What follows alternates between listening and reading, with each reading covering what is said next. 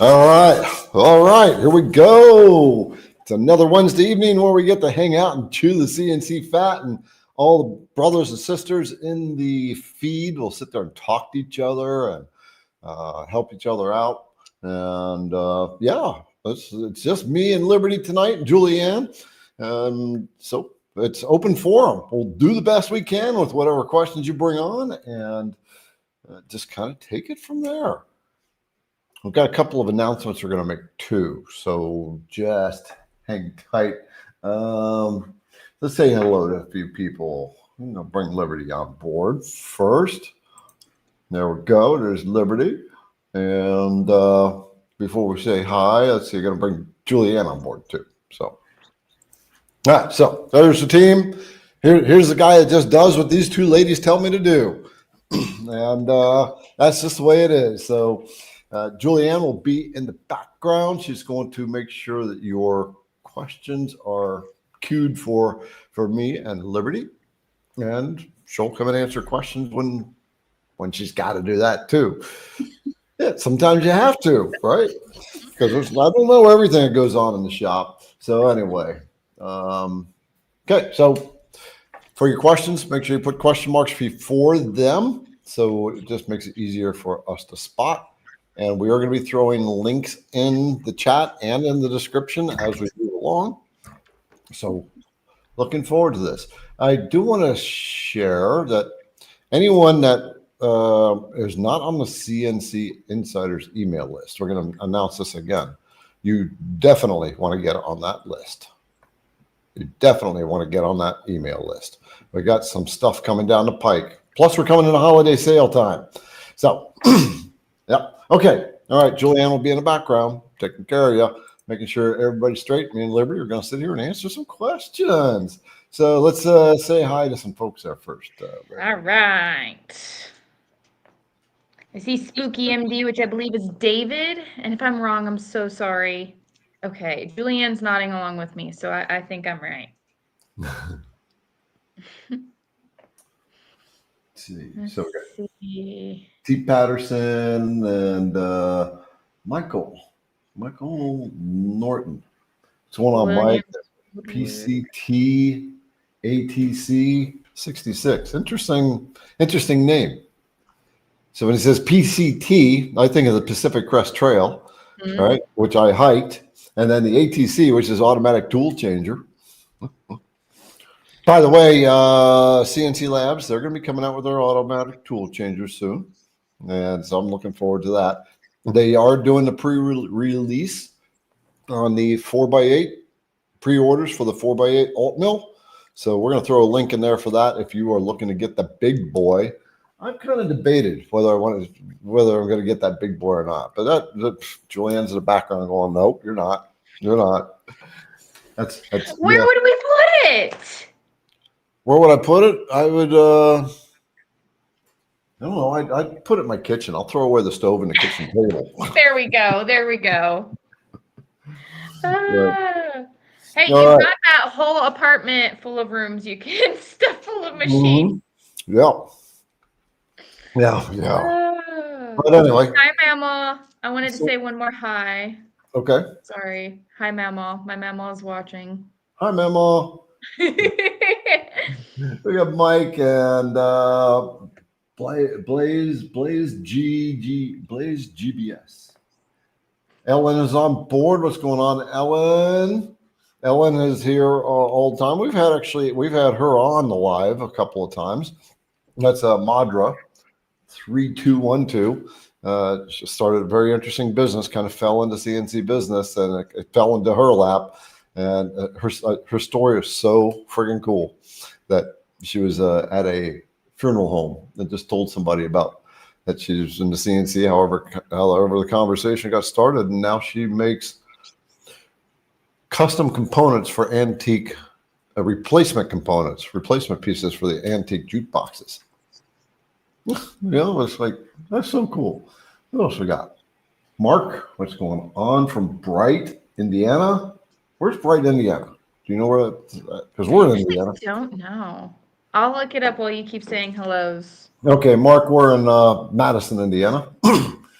And Gary Bailey, what's going on, Gary? Oz is in the house. Wandering Star is here. What's going on? Jetty and Donald and a whole bunch of folks. We got Roger from Atoka, Tennessee. I don't know where that's at either. It's got to be one of those little towns like Madison or something like that. Jack in the Shop is on hold. Okay. It's up above Versailles and Milan over towards Cincinnati. Oh, okay. Not too far. Drive. So that's going to be going up 421 and over what? Whatever road that is. It goes into 50, right? I already closed the page. I don't know. Yeah, that goes into Lawrenceburg. All right. Seville, Ohio is Mike. A bunch of names. Okay. Yeah. All right, cool. So what's going on at IDC Liberty? Many, many things. We're preparing for quite a few releases, some big, some small, some long awaited by few, some long awaited by many. One of those is the T-Tracks. We just got the boxes for shipping them out today, so that's one step closer to getting them up and out to you guys. And we also got our labels for them finalized. So we will be getting those soon. So steps, progress, we're getting there. I got my table built for my CNC. I don't know if I said anything about that last week, but I finally got my table built for my CNC. So we will be getting that up and gearing. Yeah. We got a filming schedule and everything. Feels so fancy. We're moving and grooving things. We've already outgrown the space. And we doubled it not 6 months ago. Mm-hmm. Yep. That's something we're gonna have to tackle here soon. Plus, we're on the second floor, so it's getting a little hard to lug things up and down the stairs. But it got us out of the rainy place. Exactly. That's what I say. I'm like, we kind of took one evil for another. It was either continue to protect all of our laptops and papers and supplies and product and everything from getting wet all the time. Mm. Or have to deal with those stupid stairs and words I can't say on YouTube Live. Yep. Okay. Yeah. Oh, folks, we got holidays are coming, right? Black Friday, Cyber Monday, Christmas, New Year's. This is when everything starts to happen. But I'm telling you, get on the CNC Insiders list soon, because we got other stuff. CNC Insiders have got some deals that are coming down the pike, and I don't make this stuff public. So we're gonna put the link in there several times. Make sure you get on board with them. I'll say this: the CNC Insiders got a special email about a one-day sale we had last week. Yeah. So, and it was a one-day sale. That flash sale. Yeah. Yeah, it's for your birthday. It was celebrating Liberty's birthday last Friday, and so she took over and said, "I'm doing a flash sale."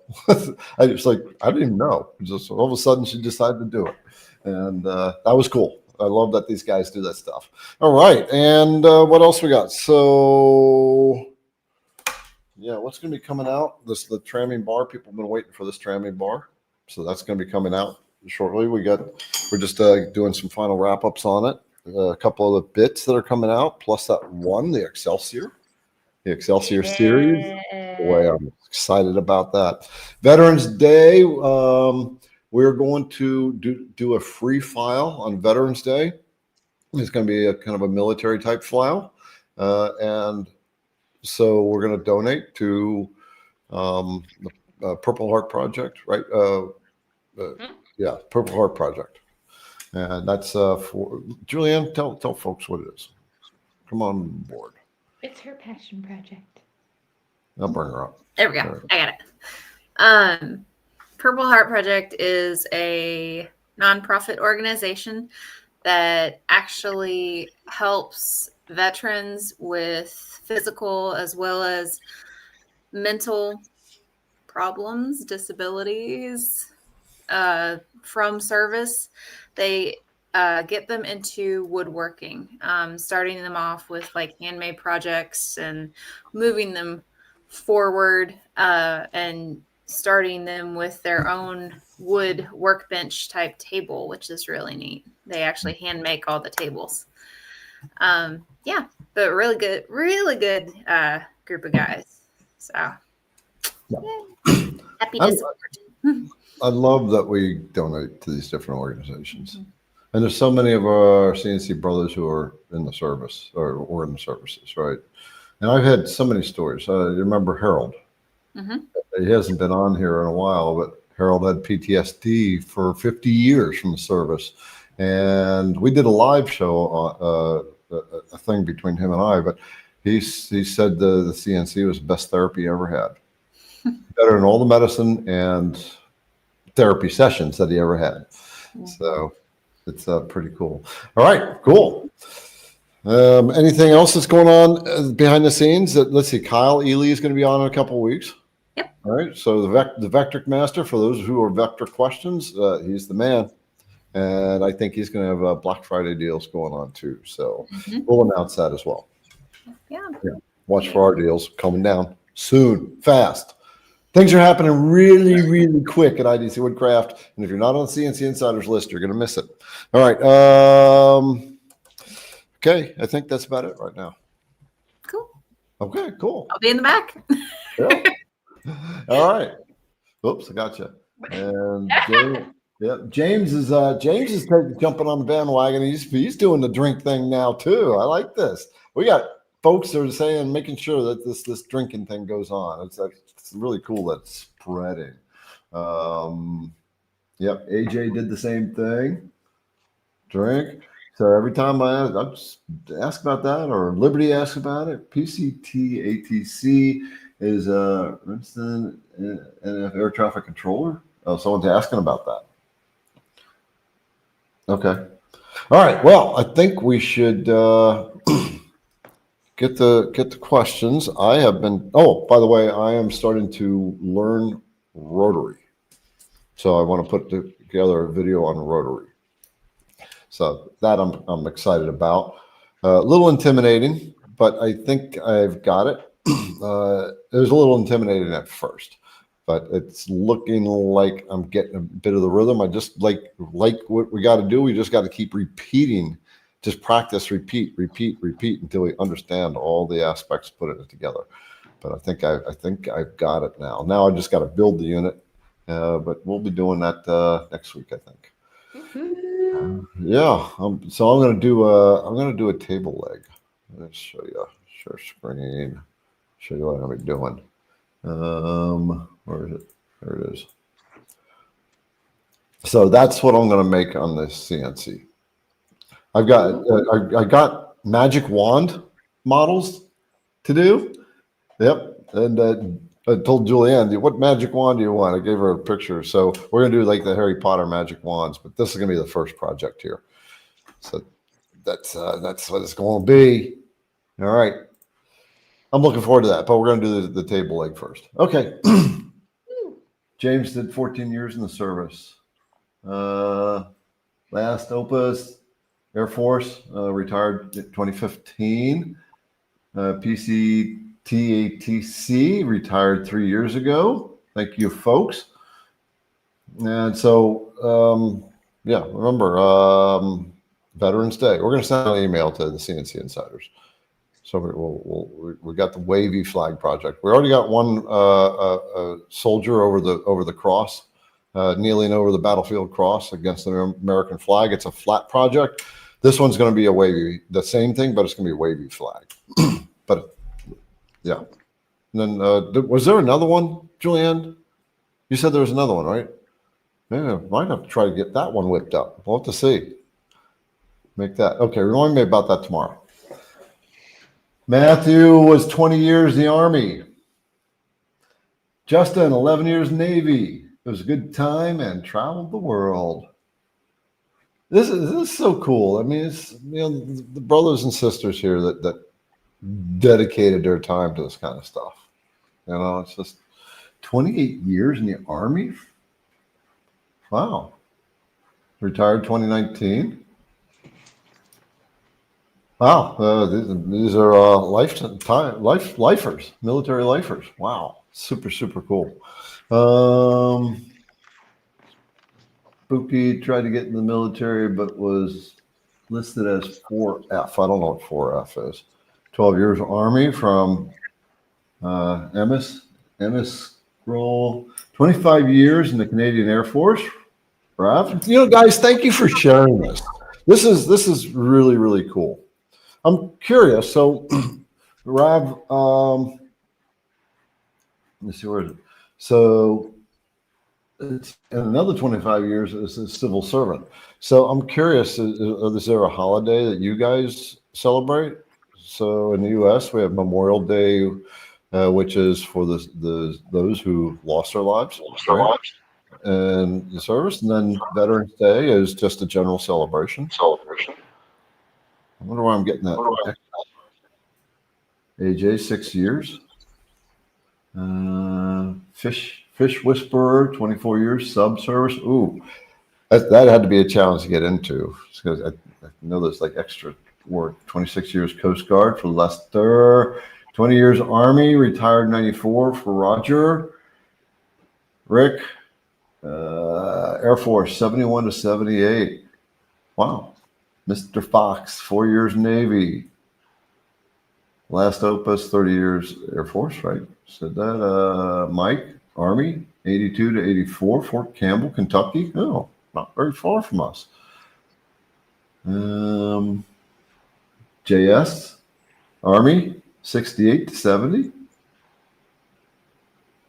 35 years in law enforcement. So this is something so we have military, we have law enforcement, fire, EMS, nurses. These are all services, right? And IDC Woodcraft honors all you guys, right? So, wow. Remembrance Day, Canada, November 11th. Okay. So I would say since they call it Remembrance, it's more so of their Memorial Day is on our Veterans Day. Yeah. No. We should come up with a project for the Canadians for that. So, you know what I want? One of you Canada guys, I would love for you. Well, just put a comment in here. Let us know what is. Like, so here in the U.S., it's like the American flag. We got the soldier with a battlefield cross. So, just a lot of military honor stuff. And it'd be nice to have a few, because we got a lot of Canadian people that come, to IDC Woodcraft. And it'd be nice to have some of the, some 3D projects made for them too. Ooh, I hope this symbol is one of their symbols in just like a little, okay. I mean, yeah, that would make sense. Okay. 4F means you can't serve due to medical condition. Okay. Gunner's mate, Navy gunner's mate, Vietnam vet. Wow. Vietnam was a rough time. 6 years U.S. Air Force, back in the old days. Wow. Okay. All right. Well, it kind of opens your eyes up at how many of these folks have done this stuff. Okay, so Liberty. Yeah, so I was gonna ask because I didn't remember. My mama said that my papa served for 4 years in the U.S. Navy, and then in a quick Google search on the Canadian Army, there's this really cool symbol that keeps popping up. It's one of their, I assume.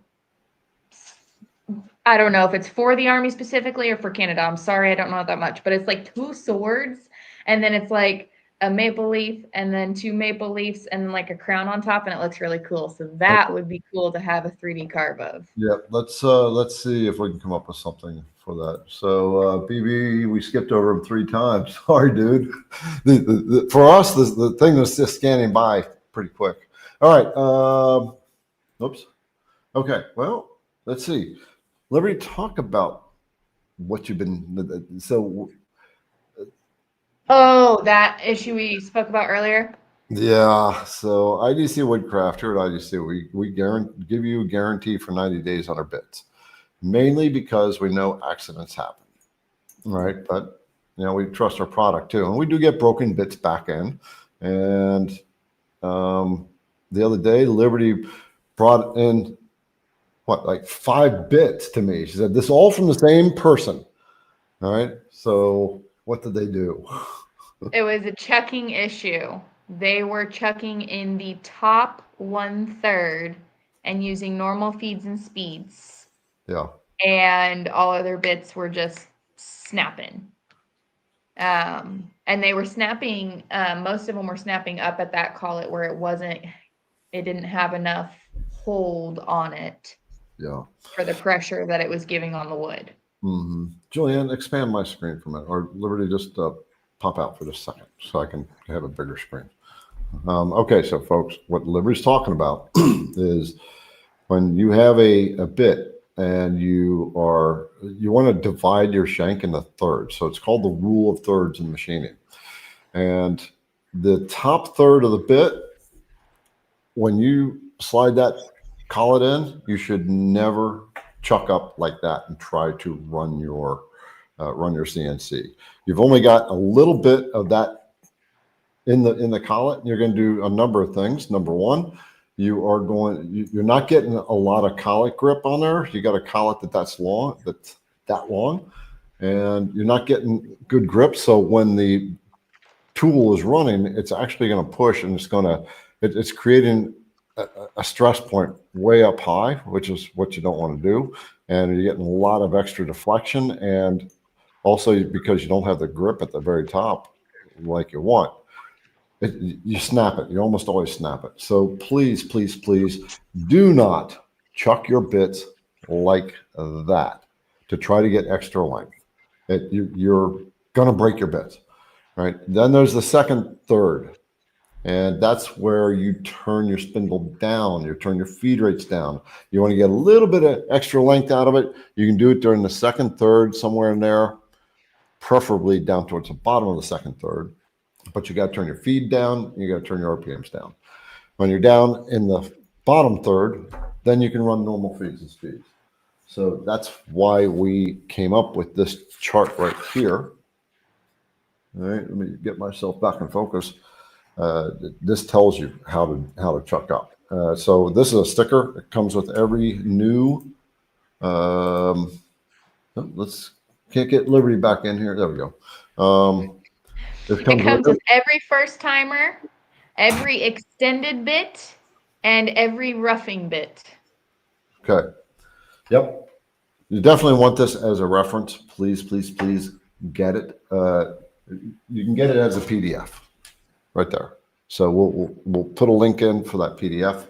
And so Julianne put that link in. And for those you don't know, when we ask Julianne to do something, they take a drink. Yep. That is what? You said like 50, 60% of the returns? Because people are doing it? At least. Yeah. So please, please, please. You're causing problems for you. You're also damaging your collet. By the way, if you do that and you break your bit, you should probably order a new collet too, because you probably damaged your collet. All right, let's start handling some questions. Let's do it. All right. Sorry, I was reading a comment. We've got DB Schrader. Greetings, y'all. Question: what are the feeds and speeds for the IDC 20-degree V-bit? We don't have a 20-degree V-bit. I'm assuming he's talking about the 120. 120. That should be on the phone app. So yeah, that was going to be my suggestion, is hop on the app. Yeah. So if you don't have the app, okay, the IDC Woodcraft phone app has most of the bits in there with the feeds and speeds and all the specs, like specs, how long the flutes are, stuff like that. There's some that we don't have in here, like the Jenny bits. It's a lot of work. We got one guy, you met him the other week, Richard. He's the one that's taking care of all that stuff. So there's a lot of stuff for him to do, but let's see if it's in there. It should be in there. The 150, 120, information's going to be there, brother. So you have a spindle. Yep, there it is. And you can tell it what you're running. You can sit, in metrics. You can tell it what kind of spindle. Like if you've got a trim router, we got the settings for all the different trim router brands out there, and some wood. So you have to pick about the right kind of wood. So for that one, 17,000 RPM, 80 inches per minute. Plunge is 30 inches per minute. Depth per pass, 0.19, and step over, 0.3. And chip load is going to be 0.0025. Probably that's, so our chip loads are little, we keep them conservative, by the way. All right, there you go. So we're assuming that the 120. We don't have a 20-degree V-bit. We have a 30-degree V-bit. That's going to be on the phone app too. So that's going to be linked in the. It's always in the description of all our videos, and we're linking it here. Get the app. It's free. Apple and Android. All right, what's next? All right, Garrett and ladies, how do I fix GSender when it states no G code generated yet, and then it states, please generate G code first? How do I fix this? Thank you, Swan. It states no G code generated. Okay, I'm going to see in GSender. I'm just going to take a quick look here. I'm going to clear my G code out of this one. Well, and then I'm going to say it won't even let you run. No G code generated. So I'll share screen right here. Okay, so GSender is the software that I use that's free for your, if you have a GRBL or a GRBL HOWL CNC router, get the GSender control software. It's the most current software. It's constantly being worked on. It's free from CNC Labs. And if it's like trying to start, like right now, there's no G code in here. And so the start button doesn't even turn green. So I can't even do anything. So you should be able to load your G code. Let's see if I can find some G code. Okay, there's one. And now I should be able to run it. So if it's not running and you've loaded your G code, then you need to either reinstall it or contact CNC Labs. I would try to reinstall it first. All right, let's hit the next one. Okay, sorry, I was reading a new one. Garrett, what do you think about the 4th axis rotary spindle machine? So 4th axis rotary spindle. So I have a rotary here. It's not out of the box yet. I've had it for like, how long have I had this, Liberty? Since shortly after you got the machine itself, it was only a couple months later that you got it, I think. I think I've had the rotary for a year. I got it as soon as it came out with it. Yeah. So what do I think about the 4-axis rotary spindle machine? So I think even if you get like a legacy machine where they have it built in on the side, it gives you a lot more flexibility. You can do different things. Rotaries enable you to make table legs and miscellaneous things like that. So it's another, what I'm finding, because I've never done rotary before. I'm actually literally was learning it this week.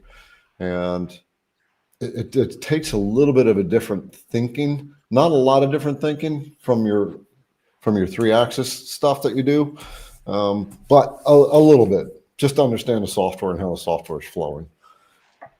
So I'm excited to do it. So I want to say, I think it's cool.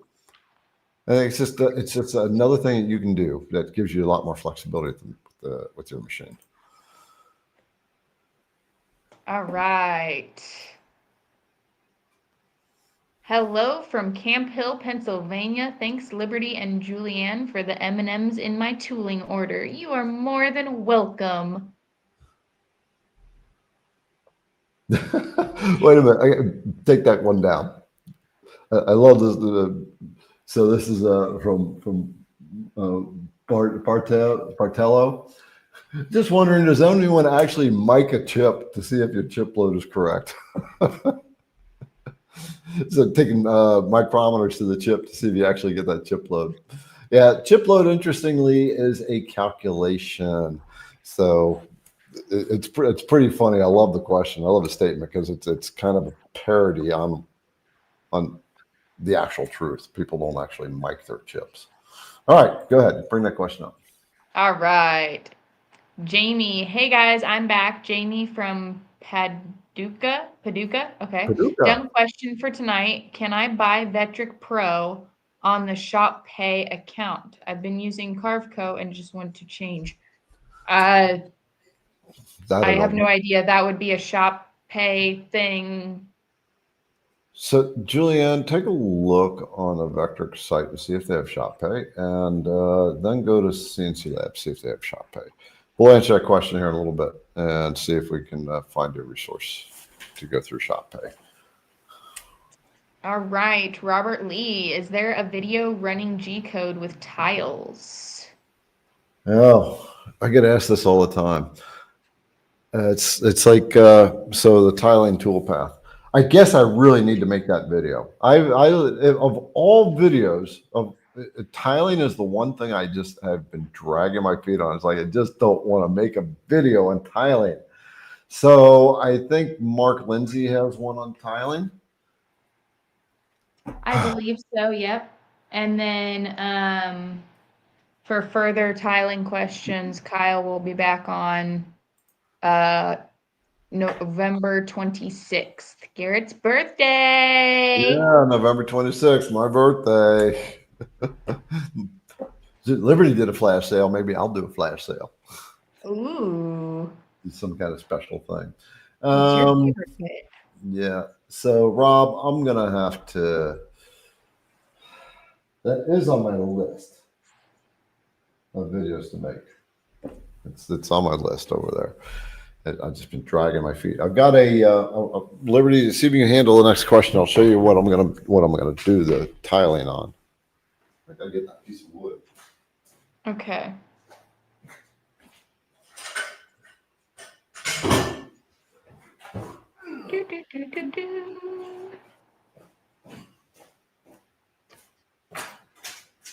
Okay, I'm just going to read this one out because I read this comment earlier.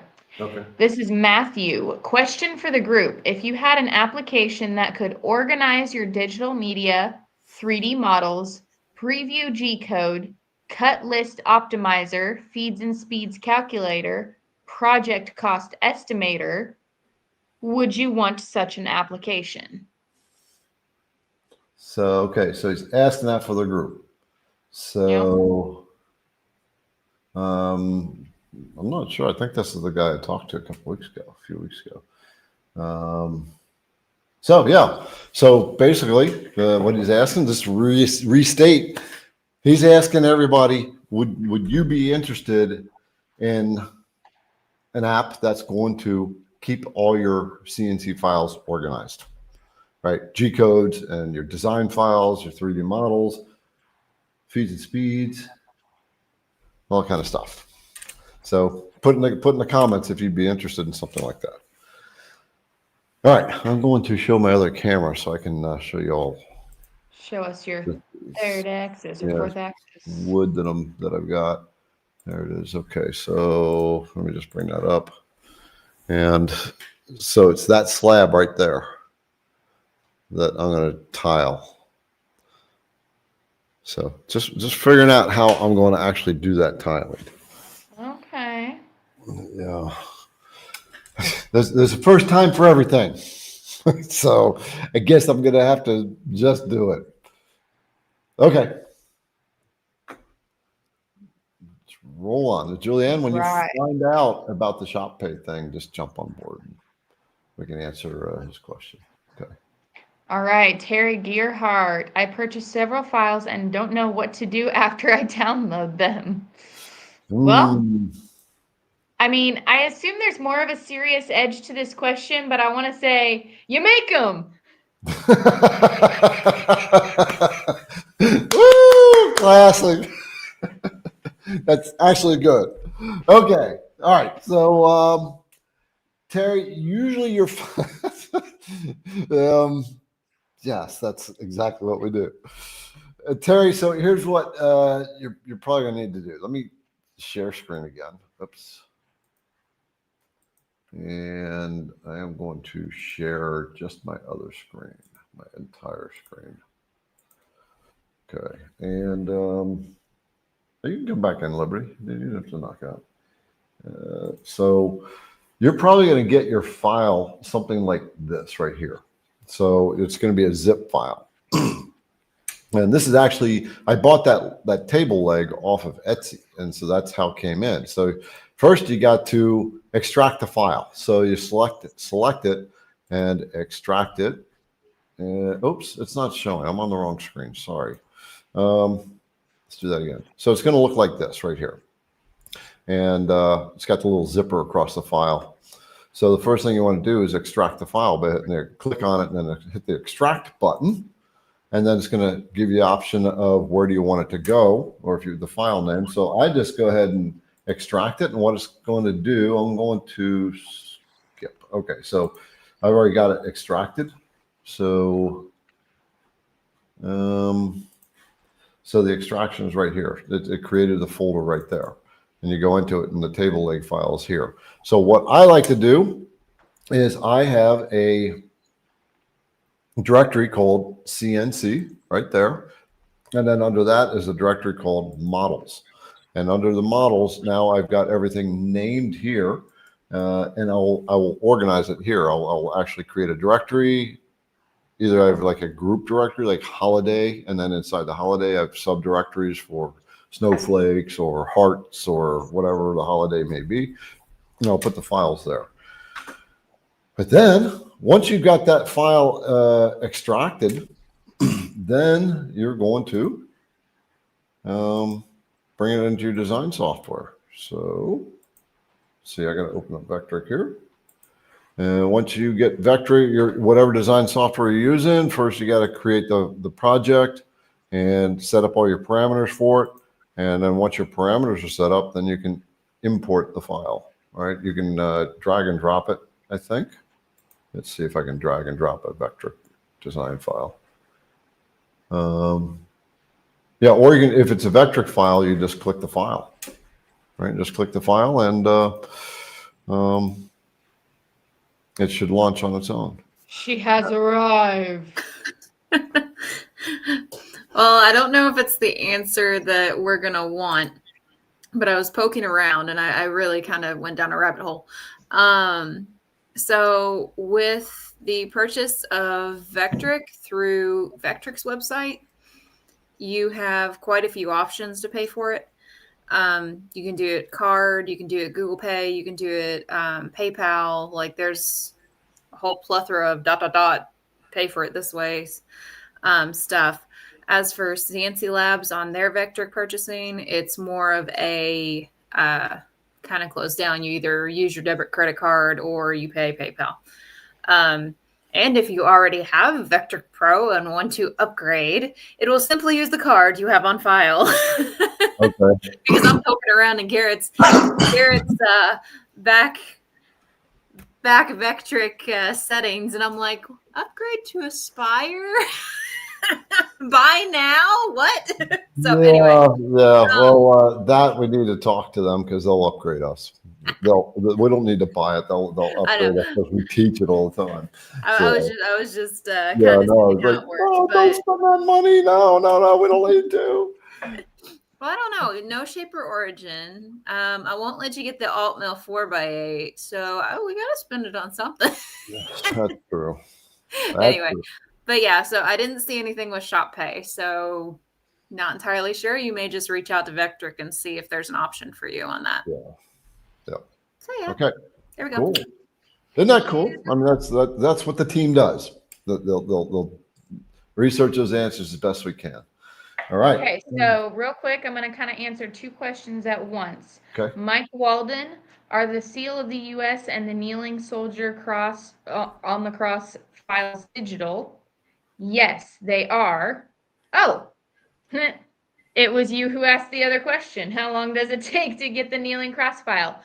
As soon as you purchase it, it should be in your confirmation email, a link to download it, and it will download directly to your computer. If it's not in that one, it'll be in like the next one.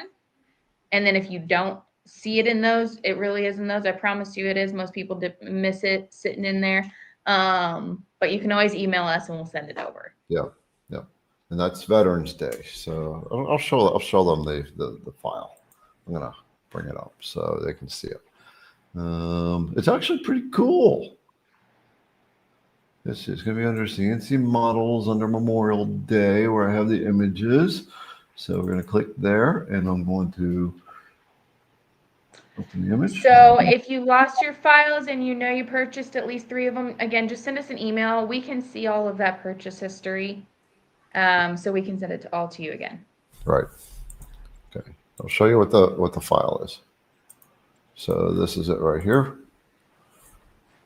So it's a wavy flag right there. So depending on how big it is, it's going to take some time to do it, but it's a very cool project. So this one here is, how big is this one? This one's like, yeah, big. Yeah. It's like 2 foot by 1.5 foot or something like that. Something like that.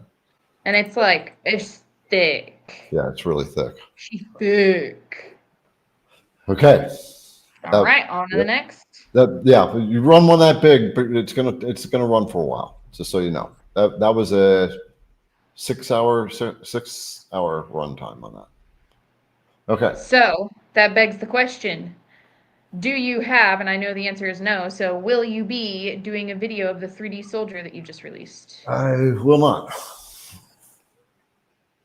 I will not. Yep. You run it like any other 3D file. So I've got videos on 3D files.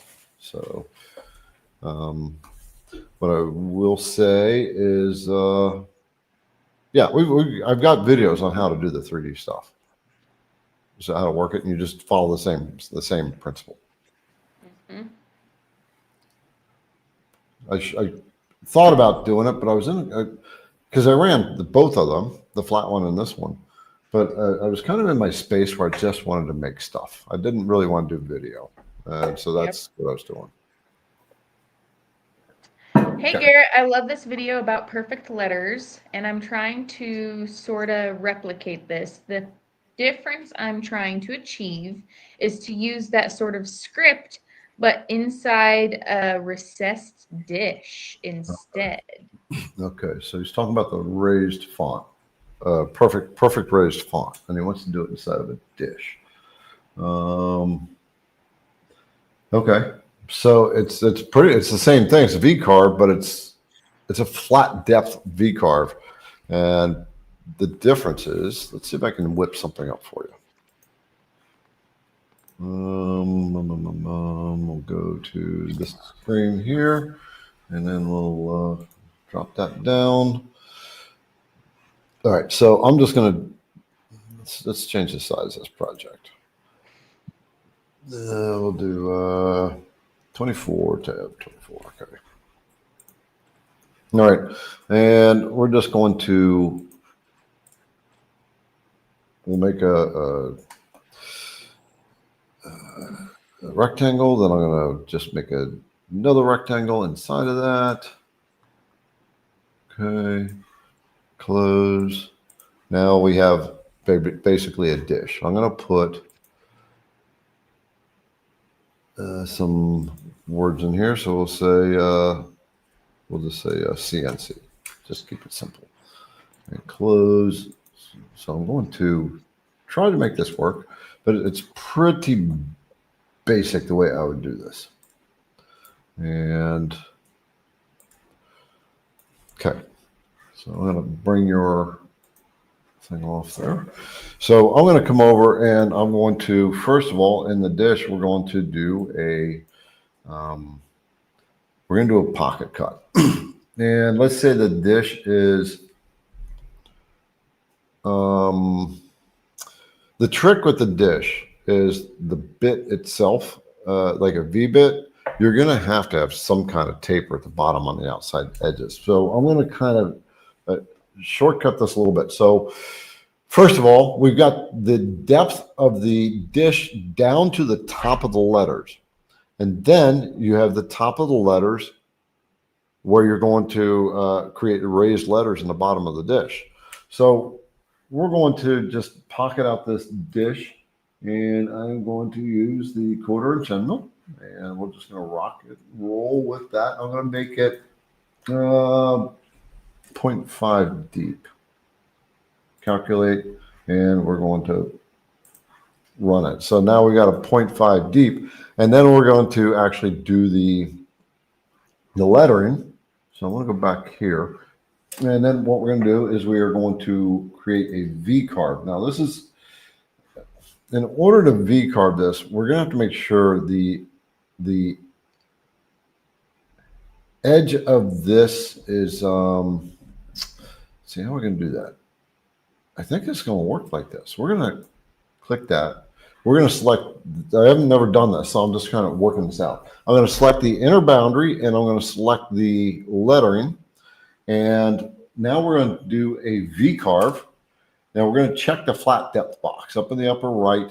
There's a flat depth. We're going to check that. And we're going to make our start depth has to be at 0.5 because that's the bottom of the dish that we made. And then our V-carve is going to be maybe another 0.2. We'll just add that to 0.2. And then we have to put in our bit. So 60-degree V-bit. Now, the V-bit you are going to need to use on this, I think, is going to be the ones that are straight. You can't have the wide body V-bits. If you have a 1/4" shank bit, you're going to have to use the bits that are 1/4" wide. And now I'm going to just calculate this. I want to see if this is going to work because I haven't done this. Okay, warning, tool will cut through material. So I'm just going to say okay because I got to make the material thicker. And I'm going to just change my material settings. My thickness will now be 1 inch. Okay. And we're going to recalculate. Okay. And then now we're going to preview this. Let's see how this works out. And there it is. Okay. So it actually, I think it worked.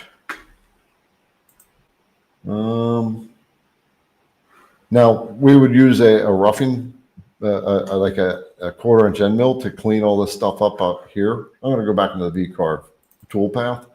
We got this area that says use clearance tools. So we're going to use a clearance tool, use a 1/4". Let's use a 1/4" downcut end mill.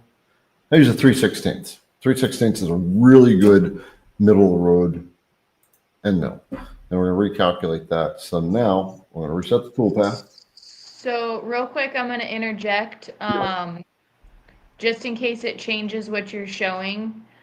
He was talking about an oval dish, and he tried what you were doing, but it made it flat.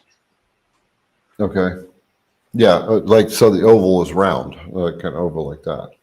Like a dish, yeah. Oh, so it's a kind of a bowl. Yeah, he said it has a shallow recess to it. Okay. Yeah. All right. So let's see. Let's go back into the tool path, and so there's this little. I'm not sure if this will work. I'm going to have to check this out. I'm going to have to play with this.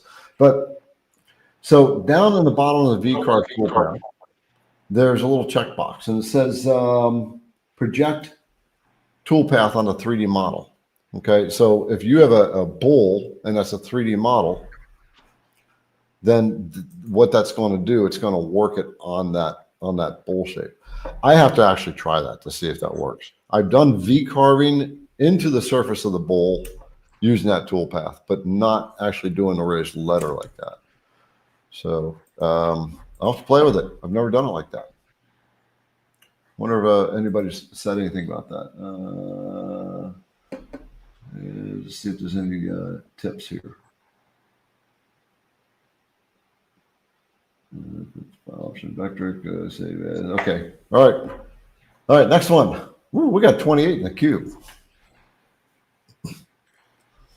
Folks, anybody that's not on the CNC Insiders email list, you need to get on the list. We have new products coming out. CNC Insiders we send emails out to the insiders, and they get first dibs. They get a steep discount on those products when they release. And if and usually the products don't make it to the public. Because the insiders wipe us out. Yeah, as far as the first drop, the first drop typically goes purely to the insiders, and then the second drop ends up being what The the public. public gets. Mhm. And even then, like, there's typically some insiders left being like, I wanted mine. Yep. Yeah. Dusty said, save that for Kyle. So 2 weeks, Kyle will be here. Okay, next one. All right. Sorry. Paul, I want to make a tray out of 1.5-inch walnut. Is it better to just use a bull bit, or should I hog out material first and then finish with a bull bit? I always suggest you hog it out because your bull bit. Always save your finer bits. Mm-hmm. Yep. Hog it out first, and then because the bull bit's a wide body bit, and so that's putting a lot of stress on your machine. You can do it, but I would. You're putting a lot more workload on your bull bit. That's why we have the beast, right? The beast, the badger, the hog, the ripper, and the slayer.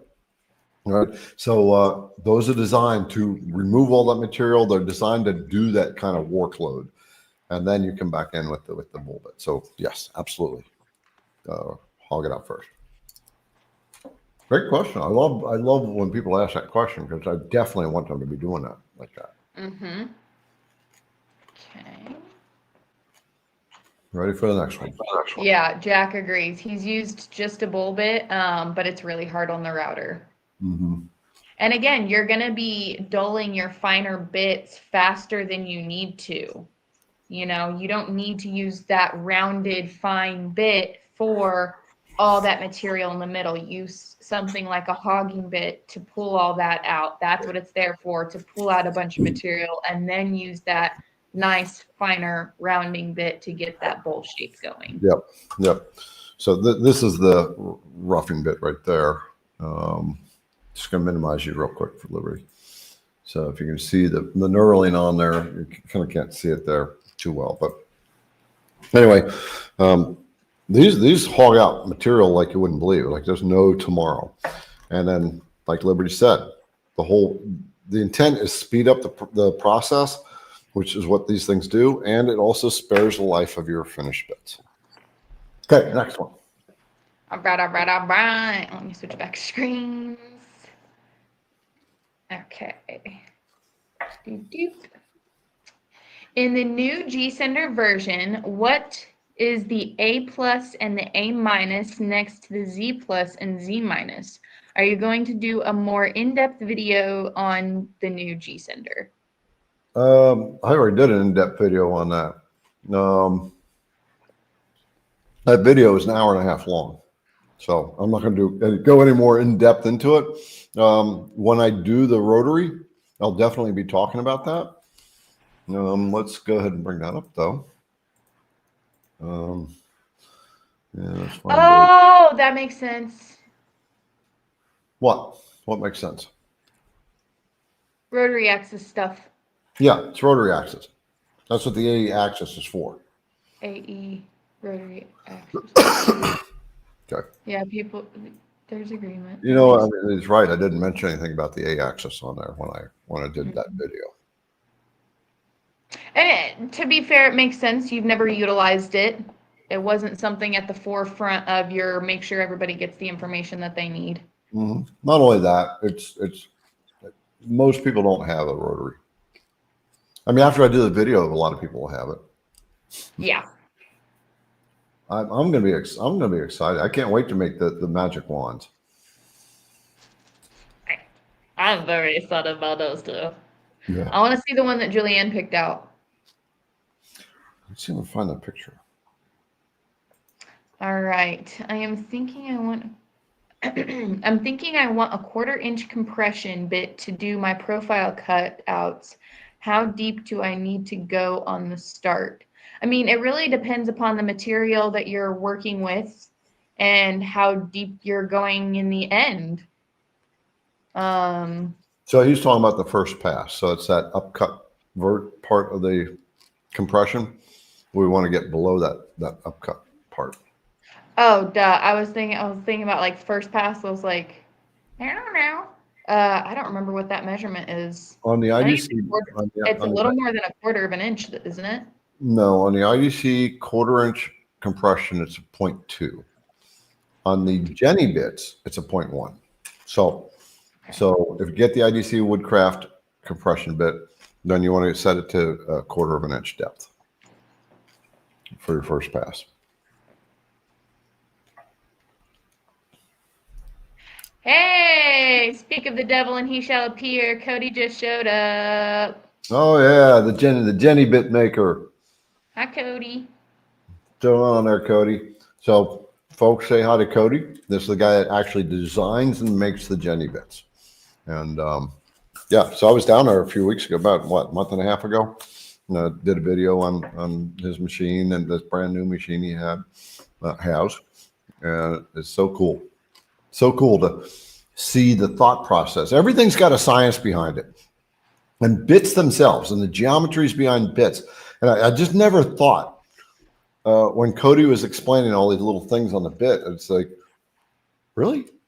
I've been in CNC and doing this stuff. I was, bit seller for a long time. I'm like, I just never knew this like little technical thing I got to think about. This is so cool. All right, next one. All right. Madra3212, also Ellen. Did I see IDC was #1 on Andy Bird Builds video? 1,000 inches per minute. Woo! Did see that. Did see that. Yes, we did. Mm-hmm. That was insane. I was even floored. I was a little scared. Yeah. We had Andy on last week. So yeah, super cool. Yes. Yeah. So what for those that don't know, Andy did a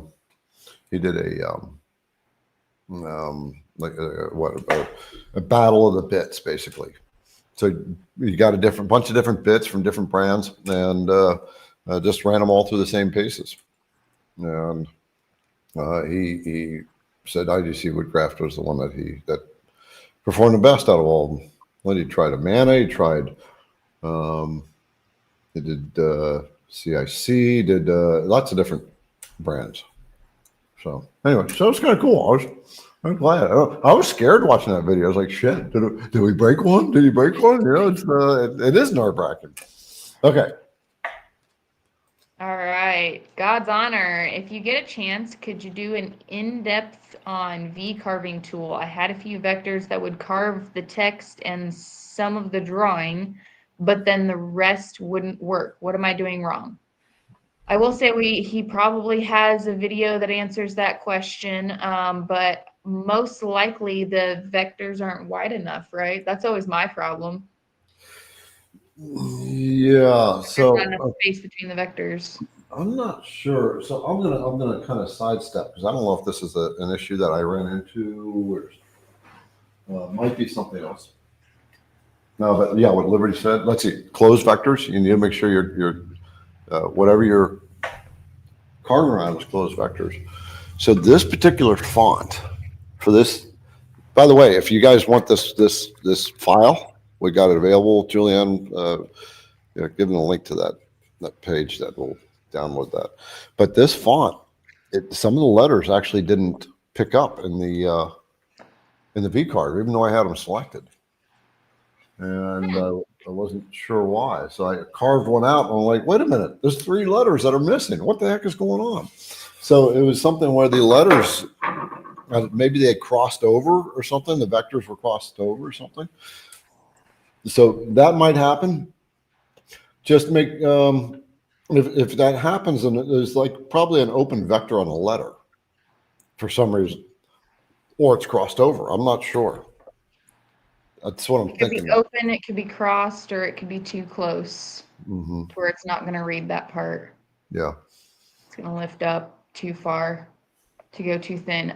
We just had a question on if we carry 1/2 inch roughers or or any plans for, and we already have them. We already have 1/2 inch and 3/8 in both what would be the Beast and the Hog. the Ripper and the Slayer. Yeah, we'll link them in here. We've got them. They're actually really, people send videos of those things running. It's like, this is so cool. Well, you know, for those that have the Hog or the Beast, and you run those, and then you see it running next to the Ripper, it's like, now we see why it's called a Ripper. I mean, man, it's 10 times what the Hog and the Beast can do. Yeah, I'd be scared to watch it run. All right. Oh, this one show you. So that's another one. All right, this is Is that the ice one? This is the ice mill. This is for ice milling. We have to change the geometry on a little bit, but it will not be sold for woodworking. And if we get it and someone buys it for woodworking, we will not guarantee it. It's not designed for that. Okay, there we go. All right. I didn't see the comment. What was that comment? Oh, I'm sorry. I run the Ripper as fast as my spindle will go. Huge time saver. Mm-hmm. All right, Rick, why don't you engrave a line around the shaft of where to chuck? So that we've actually discussed this. And the problem is that each cut, each engraving, each nick on the bits offsets the balance. I know you have better words for this. Yeah, it creates a weak point on the bit. Creates a weak point. Yeah. So you know what they call it a K mark. And so basically it's a line that's got a little arrow that's kind of pointing to it like that. And yeah, it creates a weak point in the bit. And so that's why I don't do it. I've thought about it. People have asked about it.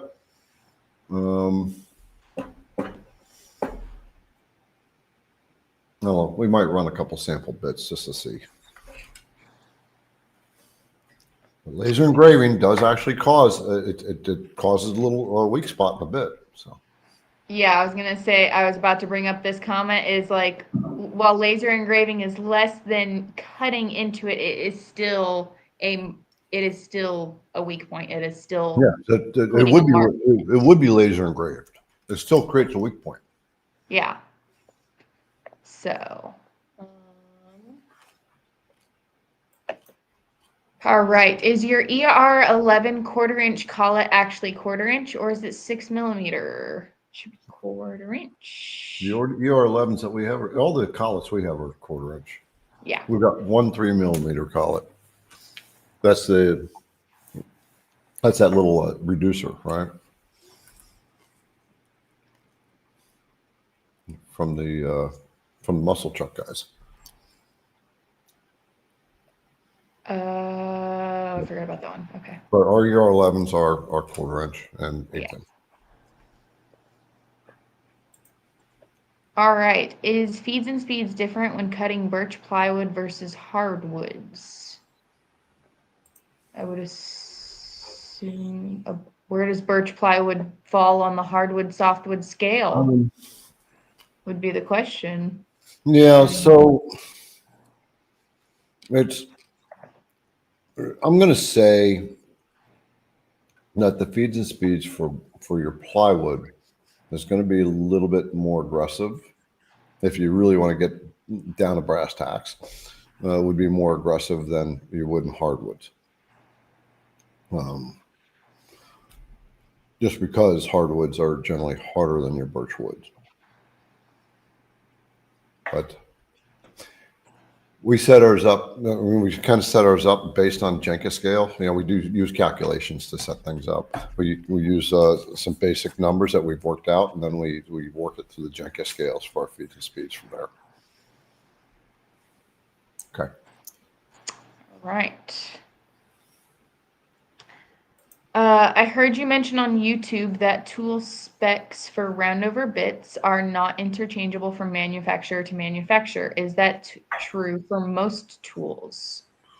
So, tool specs for your straight bits, generally you can go with the same feeds and speeds. But when we're coming to roundover bits and such, it shouldn't be much different. The specs you want to worry about are like maybe offsets.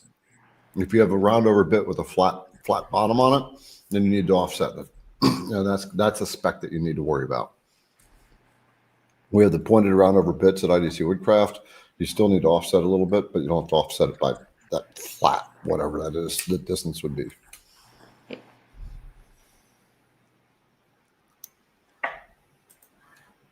Ready for next. Okay. Can a 500-watt spindle handle quarter-inch bits without burning it up? Should be able to, but you're going to have to. So this is a 1.5 kW. All right. You're talking 500. So we're a third of the power. It's going to be able to handle the quarter-inch bits. I'm going to, I don't know. Jack in the shop, will you please answer in the comments on that? Because I've never played with a 500-watt spindle. So Jack in the shop, if he's on board.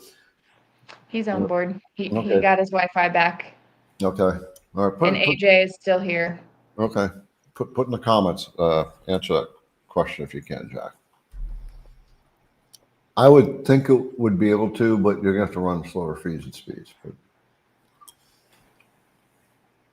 Okay, putting a line on the bit shaft would increase the price of the bit. Just push the bit all the way into the collet until it bottoms out and then slip the bit down a tad. So I kind of wanted to bring this one up for two different reasons. Is one, yes, it could increase the price of the bit because it would be extra labor that we'd have to be paying for. Two is this doesn't seem like the greatest method. You don't always want to bottom out your stuff. I have found that putting my thumb just above like or just at the bottom of the shaft gives me just about that third.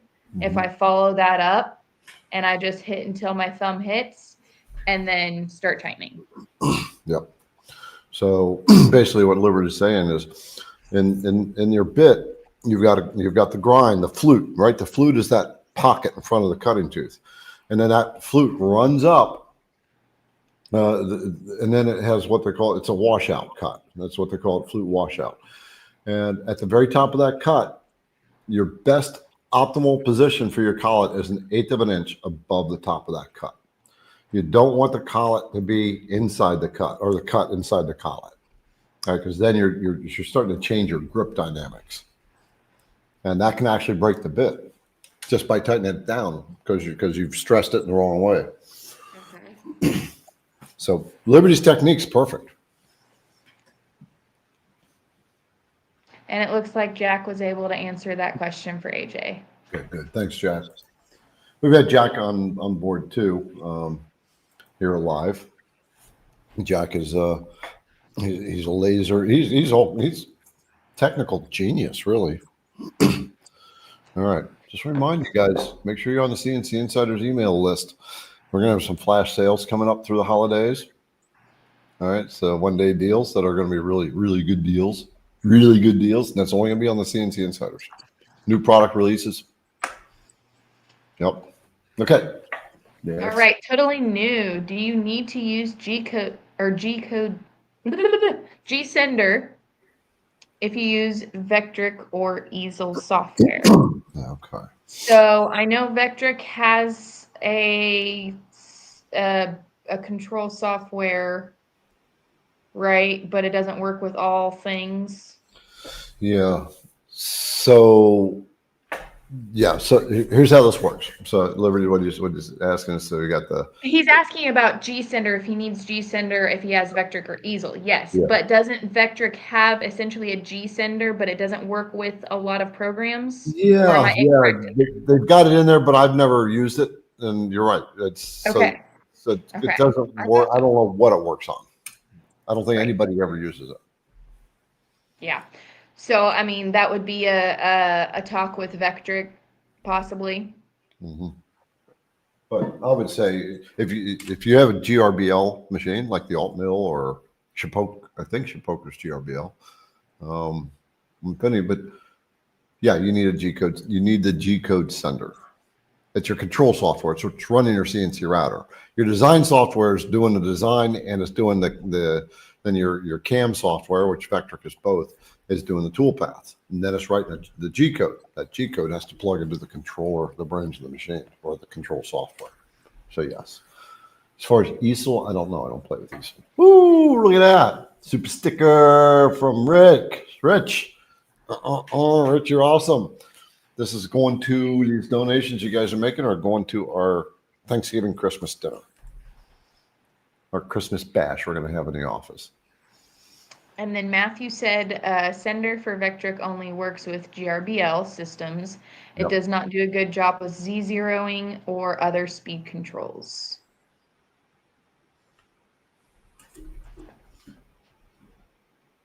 Does it work with anything other than GRBL? Fanic, no. It works with GRBL how? GSender works with GRBL and GRBL how? So the Altmill is run the GRBL how firmware. GRBL how.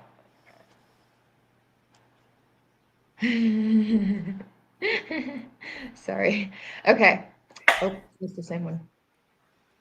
Hi, love your lives. I have a 2.2 kilowatt spindle, but every time I start a job and try to increase the plunge rate or speed, the spindle stops as soon as it touches the material. Any recommendation? You have a 2.2 kW spindle, and it stalls when it touches the material. You shouldn't have that problem at all. I would probably contact the maker of the machine and ask them. You should not have that problem at all. I don't know what's going on there. Or it's just not getting the power to it for some reason. Mm-hmm. Do you do ramping with a compression bit? If so, do you do a short ramp to quickly get past the transition point? Yeah. Yeah, it's. I like to ramp across the board when I can, but sometimes I don't. If you do a ramp, it's short ramp. Yeah, I always do too big of a ramp. Yeah, maybe 4 times the diameter of the bit. So if it's 1/4 inch, do a 1 inch ramp.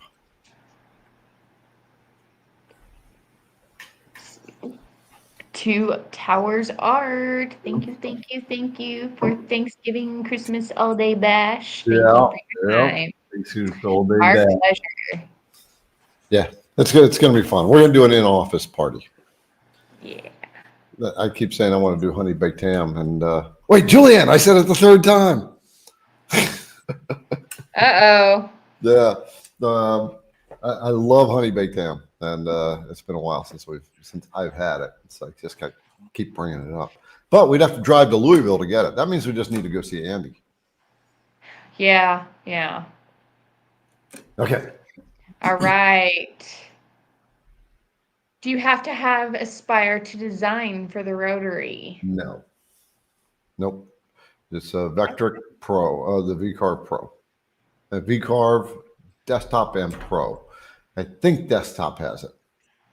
You can ask, but you don't need the Aspire. You need Aspire if you're going to create your 3D models. But you can plug 3D models into the VCarve Pro or VCarve Desktop.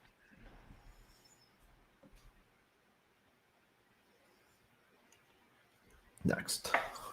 Honey baked ham is a treat at our house.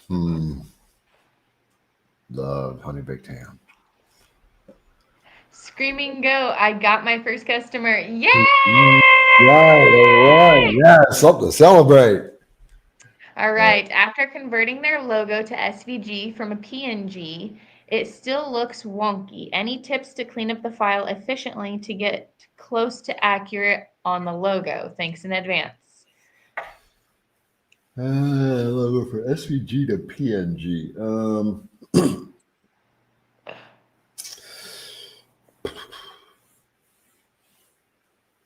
Still looks wonky.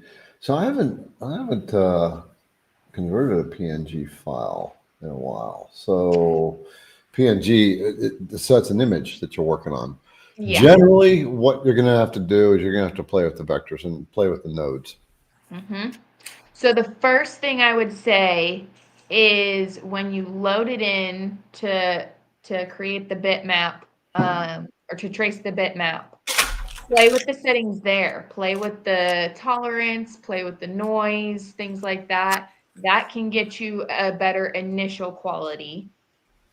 And you can always control Z. You can always back. And then from there, I would say you're going to have to play with the nodes, convert to curves, make sure things are converted to curves. That'll make things a lot easier. And then you can, just have your bitmap image sitting next to it so you can continue to reference as you, square things up to the correct image. Mm-hmm. Yeah, and Matthew says, reduce your colors too. The number of color selections that you're playing with. Even if you can turn it into a black and white image, like even if later on it's going to be colored, if you can turn it into a black and white image. You might want to try throwing that image into ChatGPT and tell it to create a clip art out of it. Mm-hmm. Right. And then if you get a clip art, which is black and white, or maybe a grayscale, then that might actually work. And then it's really easy to convert. Try that. ChatGPT is great. I'm not really sure if I understand this question, but I'm going to read it anyways. Do you need to do that if loading it onto an SD card or just directly save it? Sorry, I'm stupid new. Don't be sorry. I just don't understand what you're maybe referencing to. Yeah. I think he's talking about maybe his G code. All right. Yeah. I think it's talking about the G code or just directly save it. So, JM, we're not really sure of the context of your question and where that's going to. Need to be a little more descriptive on that one. If you're talking about G code, G code needs to be saved as its own file. And then you can either carry it as a flash drive over to your machine, or I've got my laptop here plugged right into the machine. Then we got this controller right here, which is mounted directly on the machine. We can do it there too. Garrett, I did try ChatGPT. It cleaned it up better, just not quite there. So yeah, glad it cleaned it up better. Again, if it's in any sort of color, try it in black and white, and then just continue to self-edit. Mm-hmm. I play with files a lot, probably way too much. I spend way too much time perfecting bitmaps. I really, really do. And I'm fully aware of it. I will stay up into the wee hours of the night, just like moving nodes, deleting nodes, smoothing nodes. But yeah.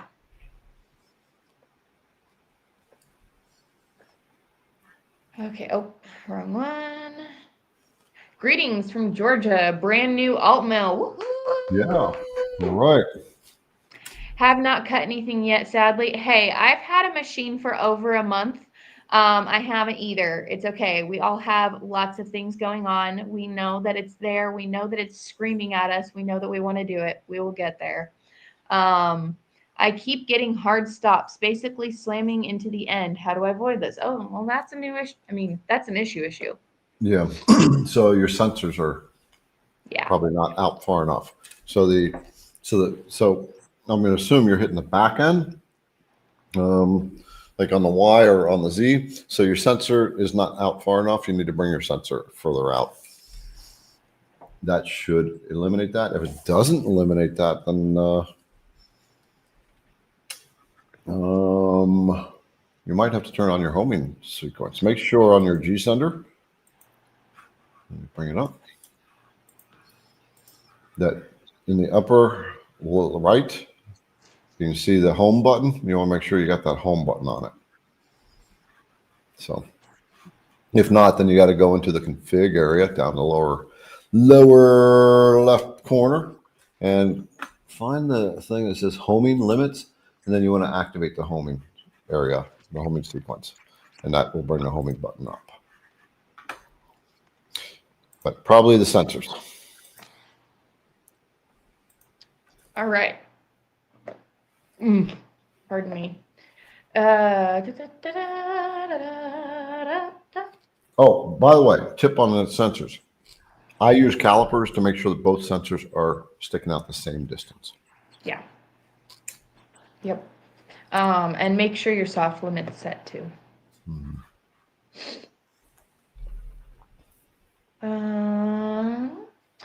Is the picture example of the memorial flag, was it done in oak?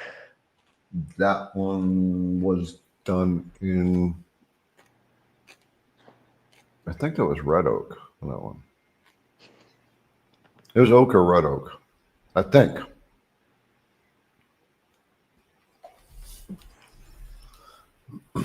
If I could do it in a different material, I'd probably do it in maple or ash. Somebody said they did it in cherry earlier. Okay. That was probably I don't know really if I personally would want to do it in cherry or walnut because it's so dark. I can use a stain to get it to the right tint. Right. When are you going to do that video on tiling? Oh, I truly don't know. So we are actually really busy right now with. Yeah. So we got holiday marketing that we're very busy on. We are working on our inventories, and that's taking up a lot of time for everybody. Mm-hmm. In V-tool carving, why does some things show and other things not show on an image? It's showing partial cuts of the V carving, but the rest of the image just isn't carving. What could I be doing wrong? Again, I'm going to revert back to what we were saying earlier. Your nodes or your vectors are open. Your vectors and nodes or what have you are too close together. So like say you've got like a line going up and it's like really thin at the end and gets thick and then gets thin in the middle and then gets thick again. That if that thin line in the middle is too close together, it's going to just kind of lift up too high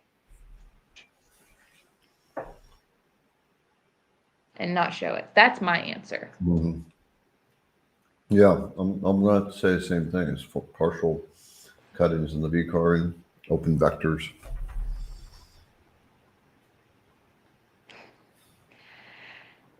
Hey Liberty, how was your birthday? I hope you had an enjoyable day. It was wonderful. Thank you very much. I worked a half day. So I went home early, and took my kiddo trick-or-treating with their friends and some of my friends. And yeah, it was a good night. I had a good day. It was chill. Yep, Julianne decorated her Liberty. Yes. Oh my gosh, Julianne. So, okay, so I walked in. So you guys know we've expanded. We got a whole like other area. So I've been kind of like slowly transitioning all my stuff over to that area since that's going to be my studio. I've been mostly officing stuff over there. That way the other area is more neutral for me and my assistant and anybody else that we bring in to continue to help us out as we continue to grow.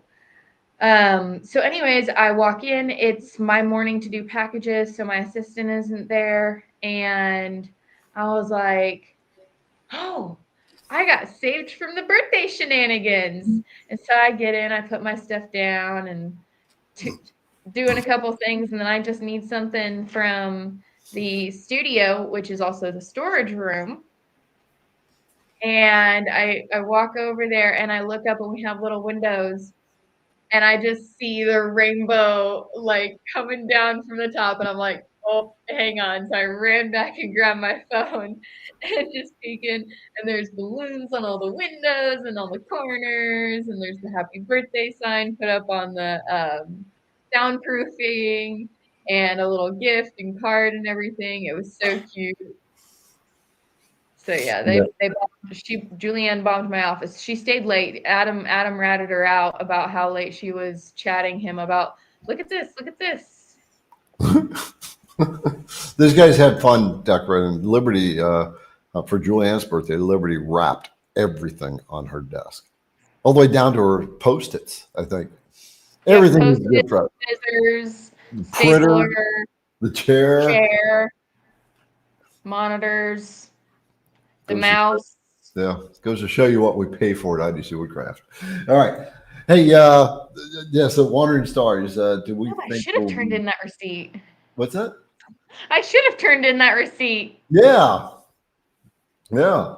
All right. So, Wandering Star, do we think will be released in variations of the Kneeling Soldier in other religious denominations? I will release files that I will have our designer build files. Like we won't do. They will do a onesie twosie type of thing, but we want to be more general. I'll do it if there's something that we would want. I'd be more than happy to do that. Because yeah, Christian is not the only denomination out there, and I respect them all. Right.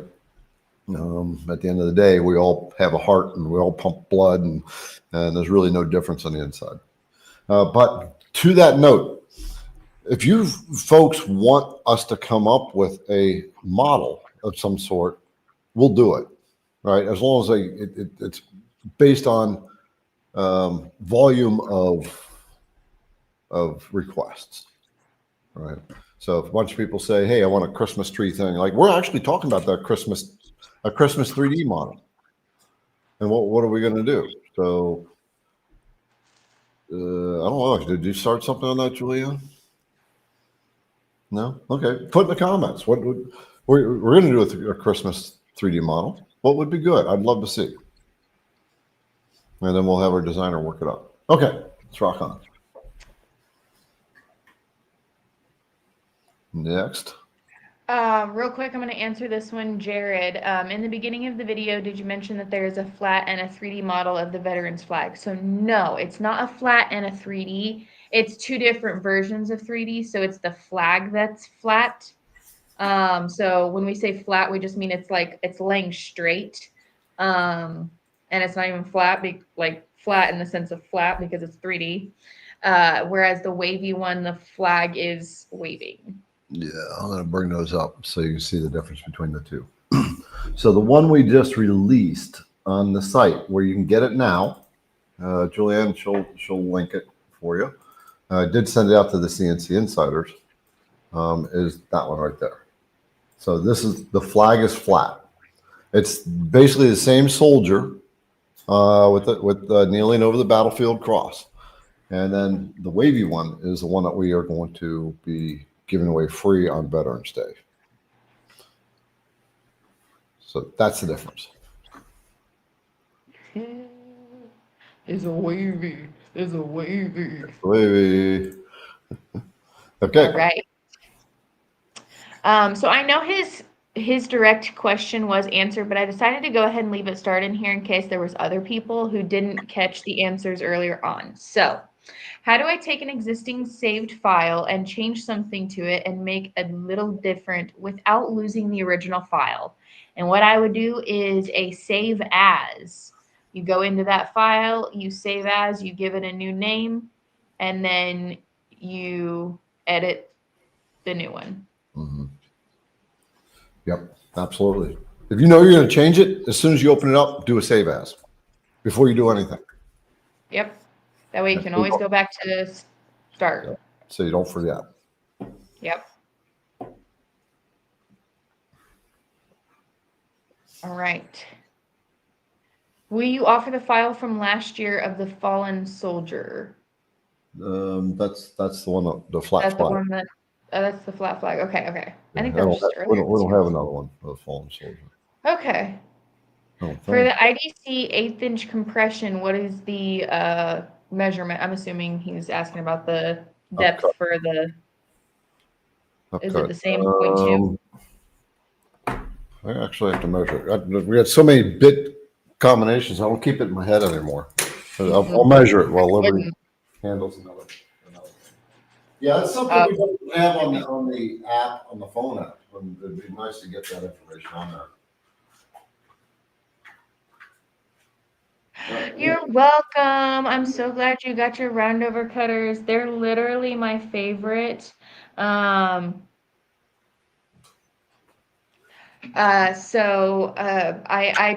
literally try and find a way to add a rounded edge to different projects.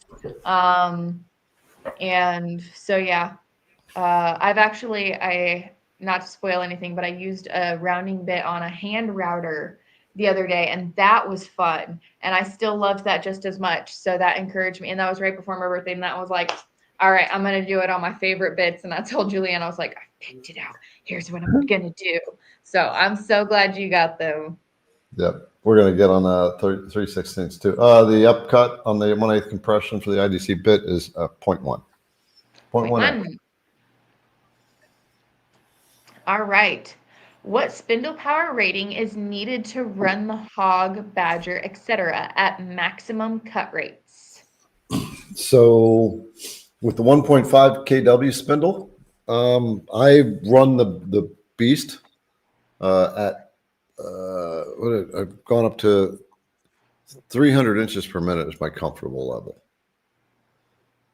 on it. So there you go. The trim routers, the Makita, dial setting at 3. Well, if you're going it that fast, you want to bring it up to maybe 5. I agree with David. Make sure you're hitting that like button. We have 267 watching right now and 104 likes. I just updated my screen to make sure I had the most accurate like count. So if we're here and we're giving you, some valuable time and content and, answering questions that you have and others have, give us that like, It helps us out while we help you out. That's right. All right. Cool. All right. Thanks for remembering that. Oh, okay. Okay. Garrett, does your app get updated once you realize your bits can handle more with running them on your Altmill and a 1.5? No. The reason we keep the app the settings low because we want to stay conservative. Because it's built for beginners, right? Once you get more experience, you know what you can start to move things up to. So unfortunately, I won't be changing that. Right.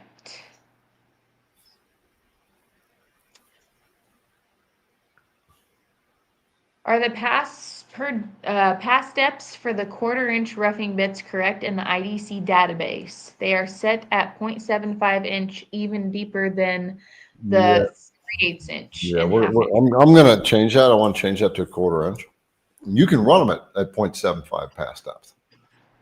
I've done it all the time, but I'm going to change those to 1/4 inch depth of cut. We actually started changing the cards already that go with it, but we need to change it in the app too. Julianne, make a note of that so I can mention that to Richard. It's a great question. I'm glad you reminded me about that. David Wilson, I received my first order last week. I now understand the M&M comments and the little notes on the box. Nice touch. Yay! Welcome to the family. I'm so glad you understand and you are part of the joke now. Drink and eat M&Ms along with us, and we shall be merry CNC'ers. Yep, if you notice, I've been eating M&Ms tonight. We were talking about the feed rate a while ago in the live shows. We talked about the feed rates of M&Ms. You bribed my child with M&Ms the other day. I did? Yes. Whenever she was one of the days she was chasing you down the hallway, all of a sudden she comes back. Oh yeah, I did give her M&Ms. Yeah. And she's like, and I was like, oh, that's how he got you to go away. She goes, M&M's open, please. That's funny. It was funny. It was so funny. Yeah. Hey, Prescott said he didn't get any M&Ms. He didn't get any. What happened? I'm so sorry. Send us an email with your order number and we will correct that immediately. Yep. Send him a couple M&Ms. Couple packs of M&Ms. All right, folks, we are at It's 9:34, so we're gonna get. Tis 9:30. Yeah. So let's see. Yeah, video on the Altmill machine maintenance. I actually thought about doing that. I'll have to do that next time. Okay. Anything else? What else we got?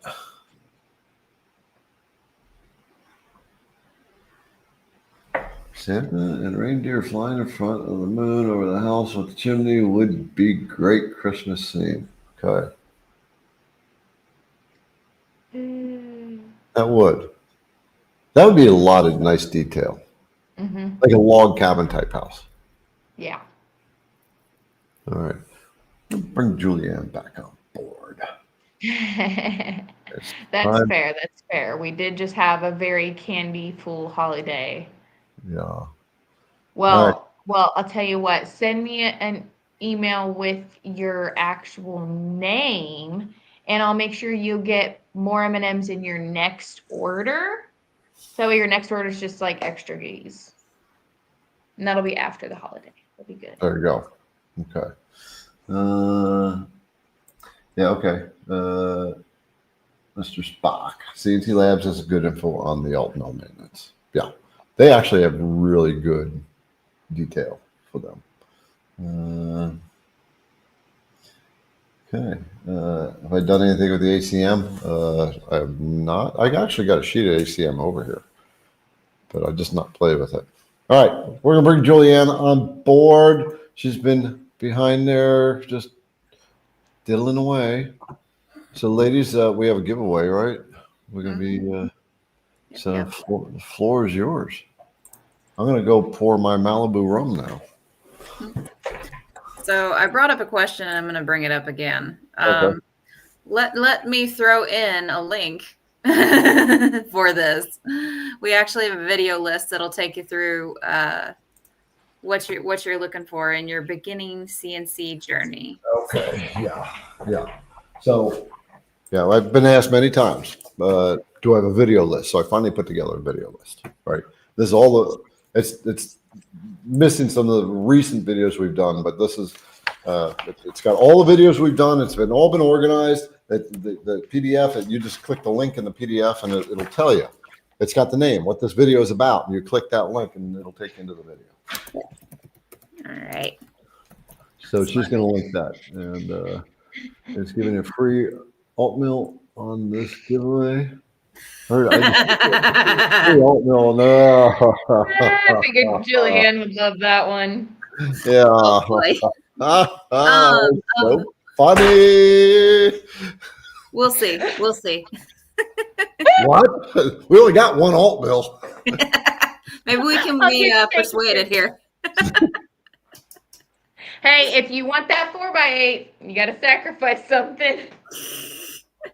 Tommy, I'll get you taken care of. All right, you guys, let me get even remembering what I made the code for here. Okay. Oh, well, that's appropriate. All right, so here we go. Let me edit this. I'm not prepared in any way whatsoever this evening. I was going to say, have we decided or are we deciding later? I say we make it a completely, let's Goodie just box? let's run with it. So if you're new here, hello, welcome to our live. We're happy to have you here. We do a giveaway generally every week. So what you're going to do is you will take this lovely phrasing that you see on your screen before you and enter it in the YouTube chat. You only have to enter it once to be entered for our lovely surprise box, which we're not even sure what's going to be in it yet, but it'll be something good. It'll be good, we promise. Yes. Have you ever been let down? No, didn't think so. Not even going to give you time to answer. Go away. And it'll be something fun, for sure. So yeah. So we don't even know what we're giving away. Huh? Well, it'll probably have a bit box in there. Yeah, there'll be a bit. There'll be some other stuff that we have in the office. We have that one drawer that still has stuff. Yeah. Yeah. It'll always get M&Ms in it. So. Yep. All right. I'm going to put the hashtag in for me. Yep. Yeah. And if IDC wins, then they come up with something, they double the prize or whatever they come up with. A fuzzy unicorn. I don't know. It depends on if any of us own a fuzzy unicorn. I do, and I would be happy to ship it out of here. I might have a 5-year-old that will kill me, but it's bigger than me, and I don't want it anymore. You gotta do an IDC man doll. That would be cool. Yeah. That'd be totally maybe cool. Maybe not the same size as Liberty though. No, that would be How about a Vectric upgrade? Yeah, we don't sell Vectric, so that's one of the things that's a bummer. We've tried to get Vectric to let us sell it, but their protocol is if you don't sell machines, you can't sell our software. So we got affiliate links. I'd welcome this one.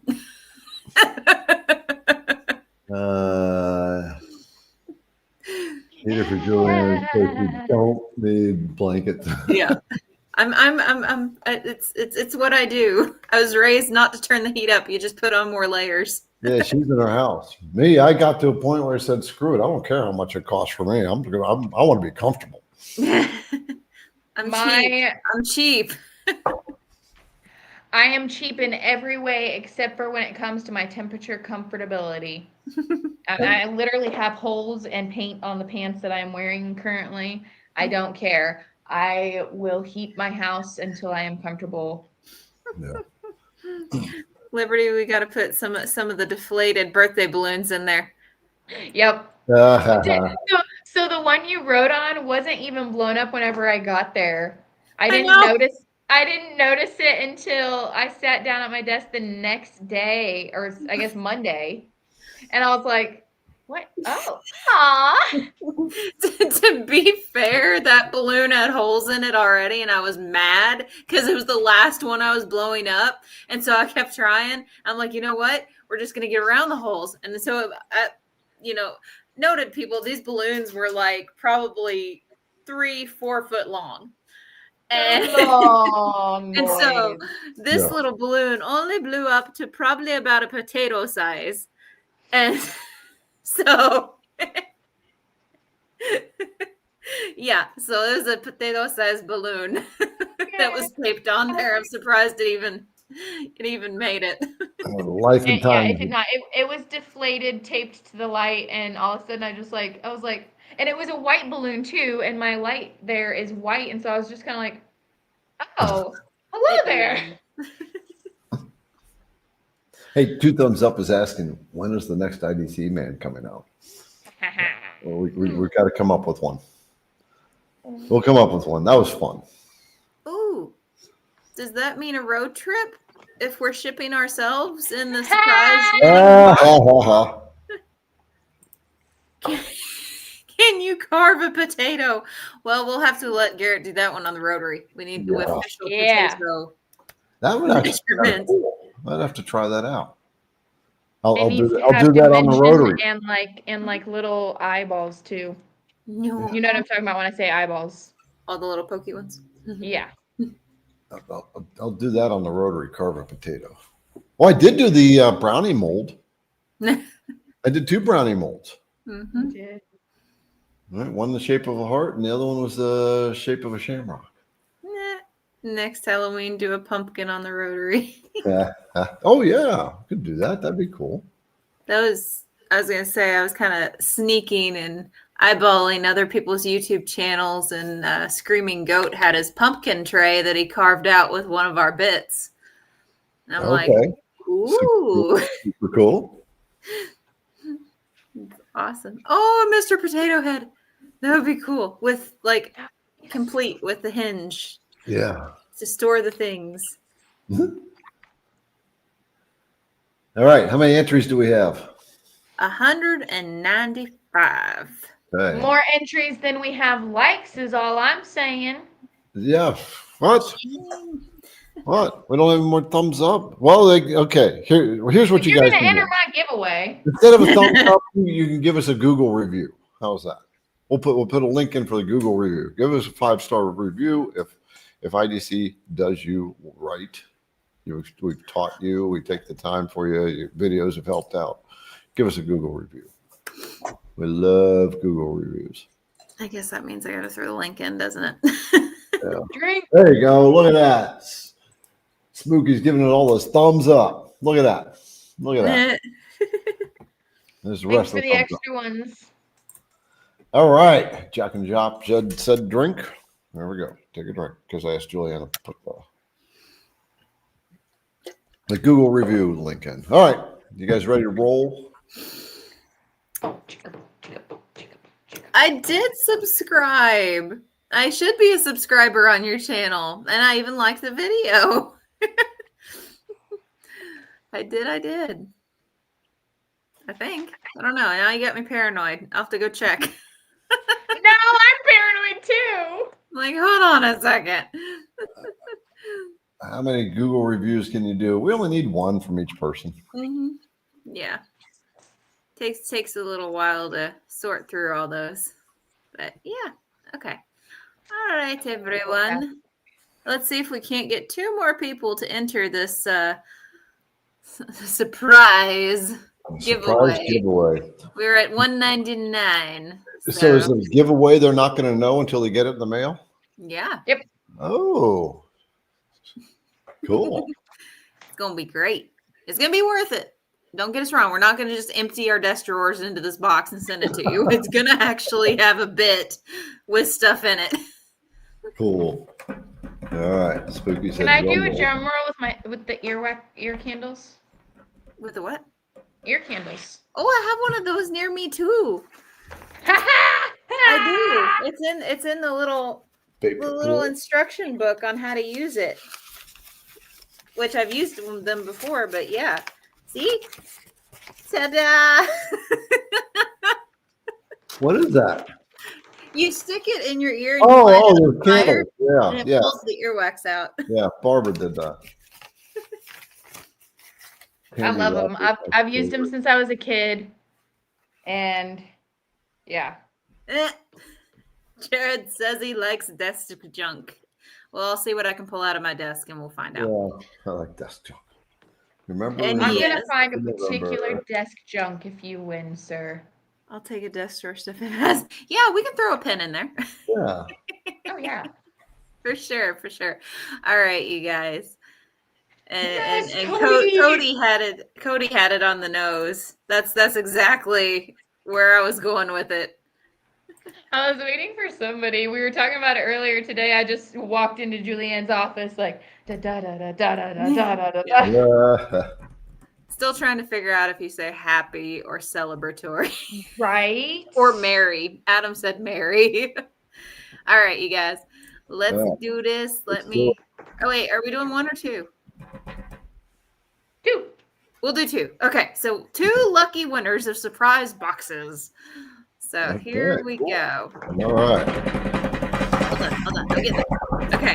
Wait for the confetti. Yep. Here we go. I'm just keeping the drum roll going. Looks like it's going slow. Getting close. Jeff Lee. Woo-hoo. I just wish this thing had music when it was doing that. Jeff, you won, man. You won. It's only if I actually click the music, and I've got so many other things to click. Right. So. Well, it'd be nice if it was automatic. Right.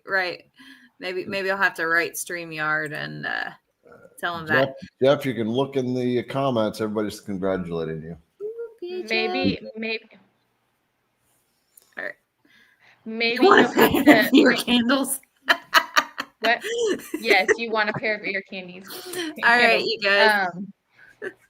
Let's go ahead and do our second one really quick. Yeah, we got to check out of here. We're already 20 minutes over. All right, here we go. Ready for winner number 2. Okay.